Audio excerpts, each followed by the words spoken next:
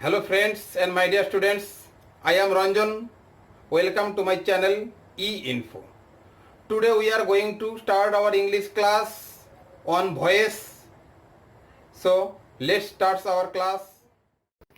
Welcome to the channel E-Info.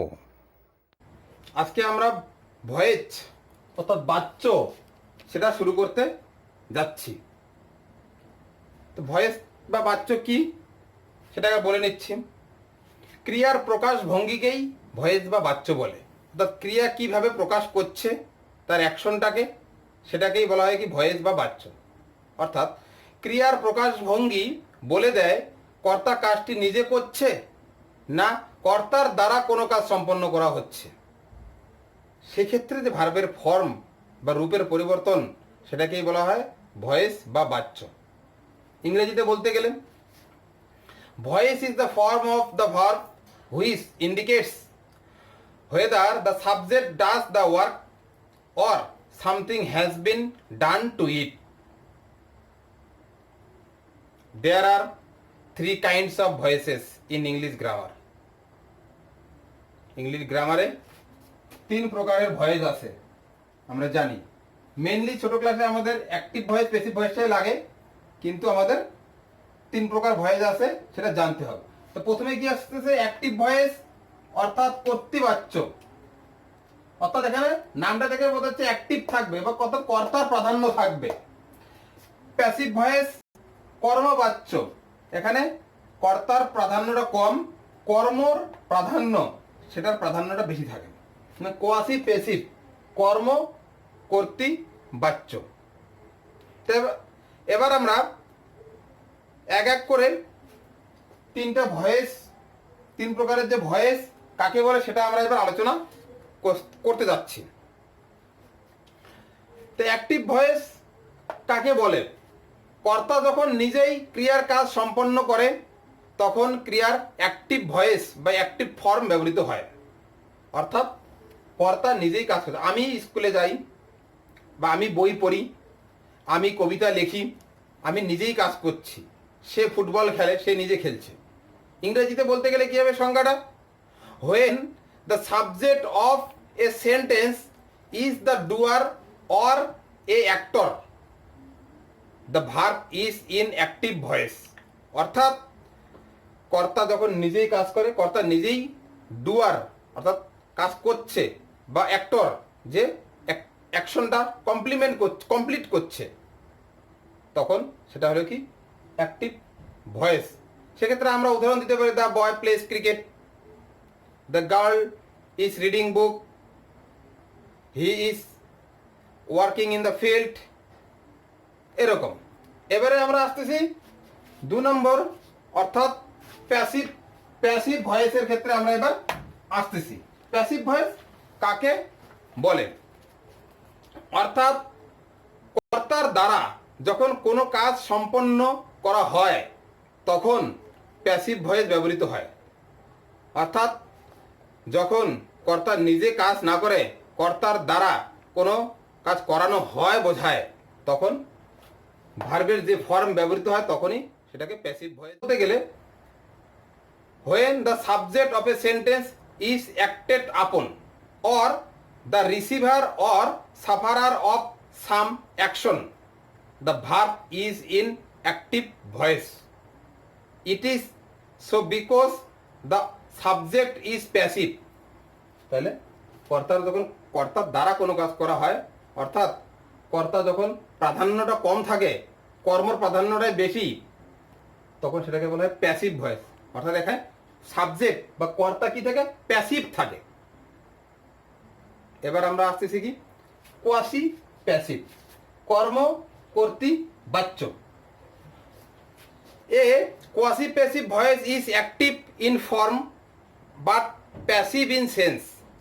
অর্থাৎ কর্মকর্তৃ বাচ্য active গঠন রীতির দিক দিয়ে সেটা অ্যাক্টিভ থাকবে, কিন্তু অর্থের দিক দিয়ে সেটা হলো কি প্যাসিভ।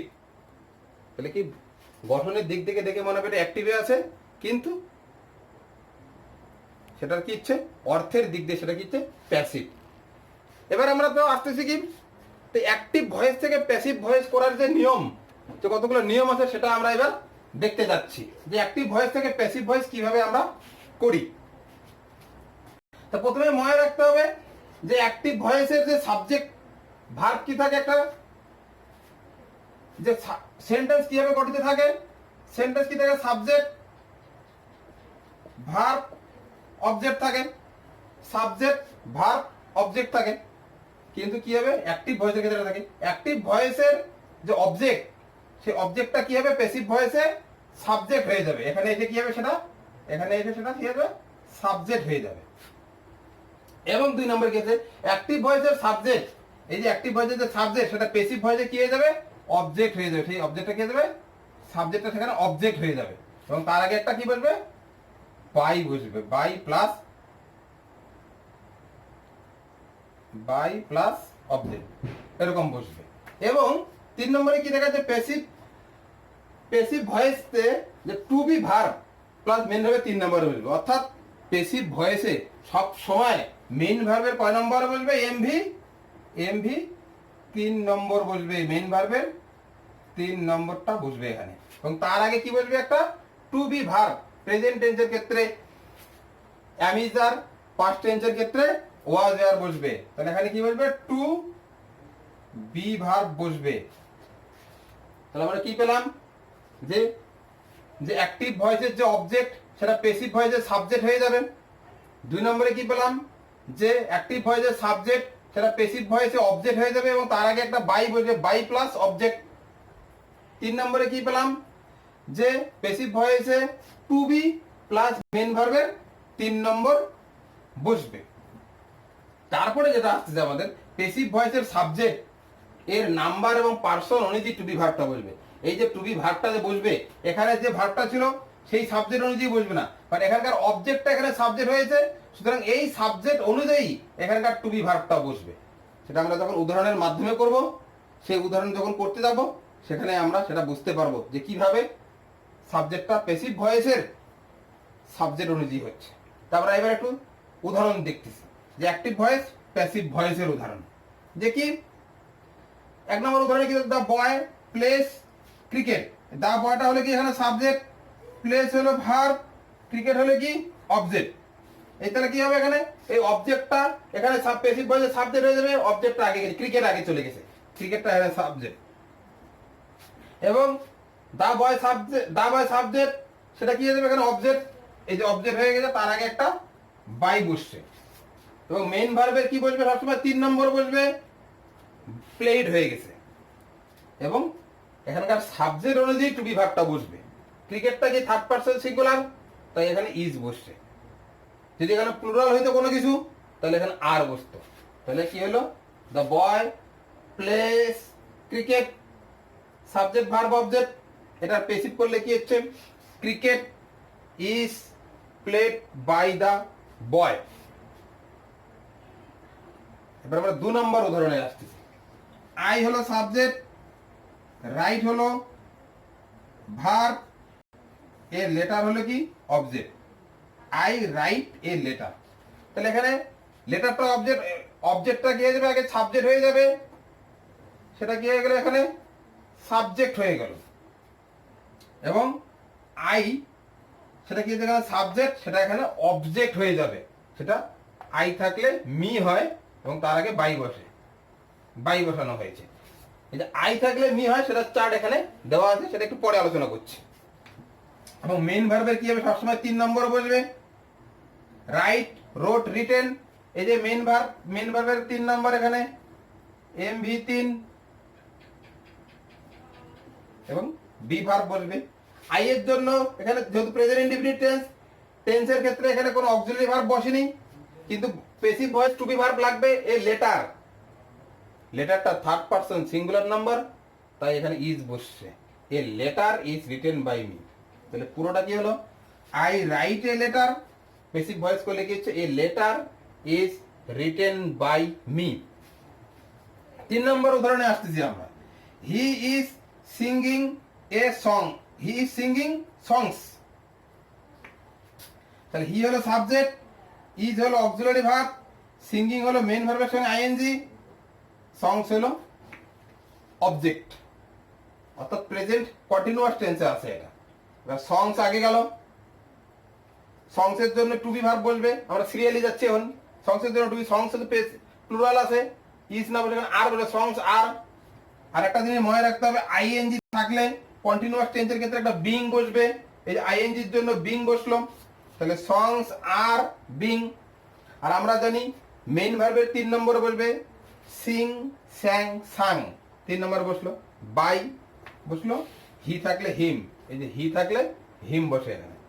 তাহলে কি হলো, he is singing a song, he singing songs. কি হলো, সংস are being sung by him. 4 নম্বর উদাহরণে আসতেছি, they have finished the work. তাহলে কি হলো, দে হলো সাবজেক্ট, হ্যাভ হলো অক্সিলারি ভার্ব, ফিনিশড হলো main verb, the work object, the work আগে গেল। এখানে দের জন্য হ্যাভ বসছে, কিন্তু ওয়ার্কের জন্য হ্যাভ বসবে না, ওয়ার্কের জন্য হ্যাজ বসবে, ওয়ার্ক হ্যাজ বিন। মনে রাখতে হবে হ্যাভ হ্যাজ হ্যাড থাকলে বিন বসে,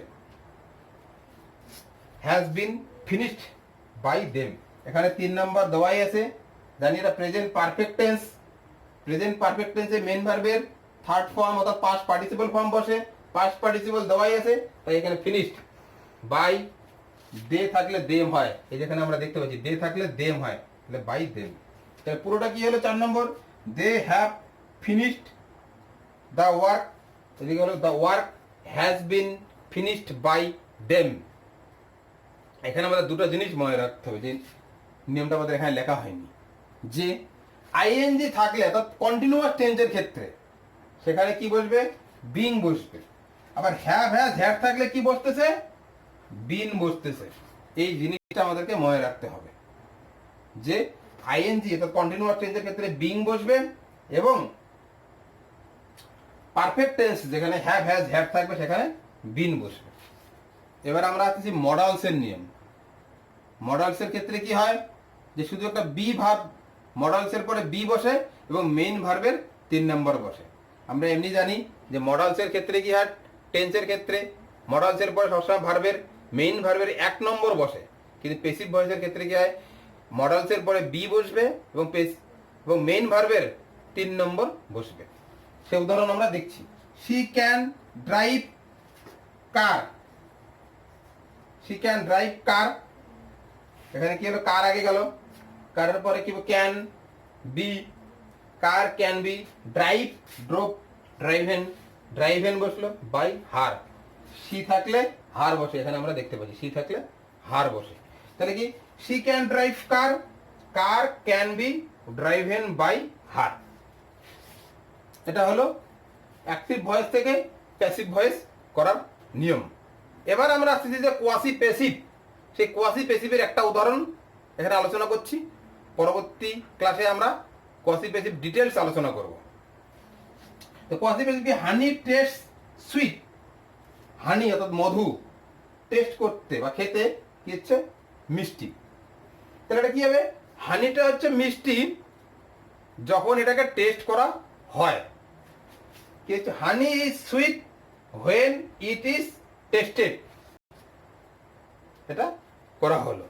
তো এবার আমরা যেটা জিনিস জানবো, যে কি এই যে প্রোনাউনের যে পরিবর্তন, অ্যাক্টিভ ভয়েসের যে সাবজেক্ট যে প্রোনাউনগুলো, সেটা প্যাসিভ ভয়েসে যখন অবজেক্ট হয়ে যাচ্ছে, বা তার উল্টোটাও হতে পারে, প্যাসিভ থেকে যখন অ্যাক্টিভে আসবে, প্যাসিভের যখন কোনো অবজেক্ট অ্যাক্টিভে সাবজেক্ট হবে, তার পরিবর্তনের নিয়মগুলা আমরা এই ছকের মাধ্যমে দেখব। যে কি সাবজেক্ট, আই যদি সাবজেক্ট থাকে সেটা প্যাসিভে অবজেক্ট হয়ে গেলে মি হবে, উই থাকলে আস হবে, ইউ থাকলে ইউ হবে, পরিবর্তন হবে না, হি থাকলে হিম হবে, শি থাকলে হার হবে, দে থাকলে দেম হবে, ইট থাকলে পরিবর্তন হবে না, ইট থাকলে ইট হবে। এরকম দিস থাকলে দিস হবে, দ্যাট থাকলে দ্যাট হবে। কোনো নাম অর্থাৎ নাউন থাকলে সেটা অপরিবর্তিত থাকবে। তো আজকে ভয়েস নিয়ে আমাদের যে ক্লাস এটুকুই। পরবর্তী ক্লাসে আমরা ভয়েসের ডিটেলস জানবো, এবং এর পরবর্তী ক্লাসগুলোতে আমরা টেন্স যখন আলোচনা করব, প্রত্যেকটা টেন্সের ক্লাসের সময়ই আমরা কি করব, সেই ভয়েসের আলোচনাটা আমরা করব। ধন্যবাদ। Thank you for watching the video. Please subscribe the channel and press the bell icon to get latest